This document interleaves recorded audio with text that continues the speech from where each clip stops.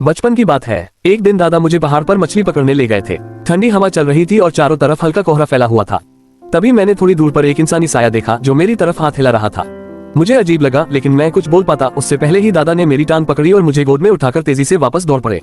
घर पहुंचकर ही दादा ने चैन की सांस ली। मैं घबराकर बोला, दादा वो क्या था? दादा गंभीर आवाज में बोले, वो इंसान नहीं था, पहाड़ का काला भालू था। मैं हैरान हो गया और बोला, लेकिन मैंने तो भालू नहीं देखा, बस इंसान जैसा साया देखा था। दादा बोले, तू छोटा है, नहीं जानता। वो भालू इंसानों की नकल करता है, लोगों को बुलाकर उन्हें खाने ले जाता है। उसे इंसान का मांस बहुत पसंद होता है। ये सुनकर मेरे शरीर में सिहरन दौड़ गई। दादा बोले, मुझे गांव वालों को बताना होगा, नहीं तो कोई मारा जाएगा। दादी ने चिंता भरे स्वर में कहा, रास्ते में सावधान रहना, आज बहुत कोहरा है, कहीं फिर से भालू से सामना न हो जाए। दादा दरांती उठाकर जल्दी से निकल गए। दादी ने फाटक बंद किया, कुंडी लगाए और मुझसे बोली, बेटा अंदर आ जाओ, बाहर कभी भी भालू आ सकता है। मैंने कहा, आप भी अंदर चलिए। दादी बोली, पहले तू जा, मैं अभी आती हूँ। जैसे ही मैं अंदर गया, बाहर से जोर जोर से दरवाजा पीटने की आवाज आने लगी। आवाज इतनी तेज थी कि मेरा दिल कांप उठा। दादी ने बाहर झांका, लेकिन घने कोहरे में कुछ भी दिखाई नहीं दिया। दादी बोली, कौन है? कोई जवाब नहीं आया। दादी घबरा गईं। वे गोदाम से सूखी टहनियां निकालकर आंगन में डालने लगी। माचिस जलाते समय उनके हाथ कांप रहे थे, आग जल ही नहीं रही थी। मैं डर के मारे बाहर आ गया और बोला, दादी क्या कर रही हो?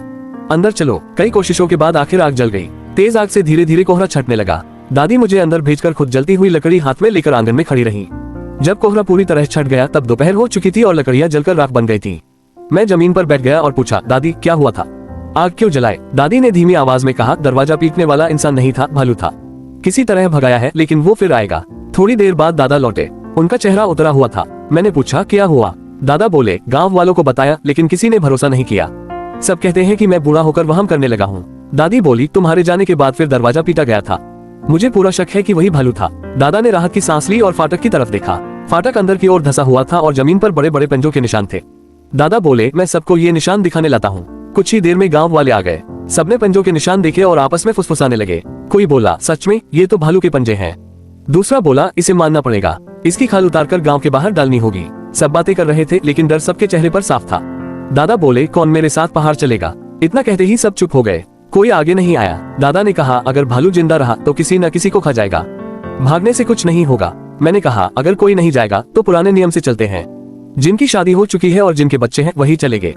लोग डरते डरते बोले, भालू कितना बड़ा है? दादा बोले, बस 700-800 किलो का होगा, तुम्हारे मोटे सुअर जितना। ये सुनकर लोग थोड़ा निश्चिंत हुए। आखिरकार करीब 15 आदमी हथियार लेकर दादा के साथ पहाड़ की ओर चले गए। दादी मुझे लेकर मामा के घर चली गई, क्योंकि वहाँ 2 बड़े काले कुत्ते थे और जगह सुरक्षित थी। लेकिन जैसे ही हम वहाँ पहुँचे, मामा हमें देखकर सन्न रह गए।